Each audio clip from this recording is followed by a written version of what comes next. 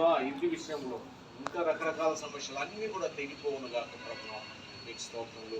మీ బిడ్డలకు మంచి ఆరోగ్యం ఇచ్చి ఆయన మీ చిత్తం అయితే ఇక్కడ కూడా ఇద్దరికి పందులకి ఆయన మరి అంకుల్ ఆంటీకి ఇక్కడ వచ్చి ఆయన మరి ఉండి మరి అందరూ కూడా బాగా పనిచేస్తూ ఆయన సంతోషంగా ఆనందంగా ఉండే రోజులు అతి తొందరలోనే ఉన్నాయి.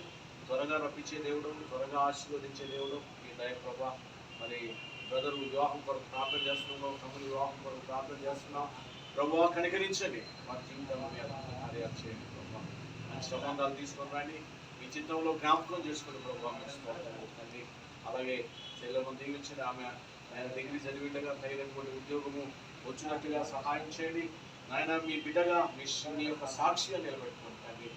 ఆయన బ్రదర్ను కూడా దీవించండి, నేను కూడా ఆయన ధైర్యం చేసి సేవకు వచ్చి నిలబడి ఉండగా ఆశీర్వదించండి.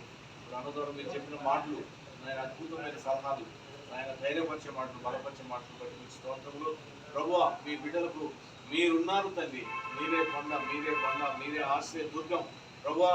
నెమ్మదిగా నాయన తండ్రి ప్రభువా, దావీదన్నట్టుగా నెమ్మదిగా నా కాలాన్ని నేను వెలబుచ్చుతాను.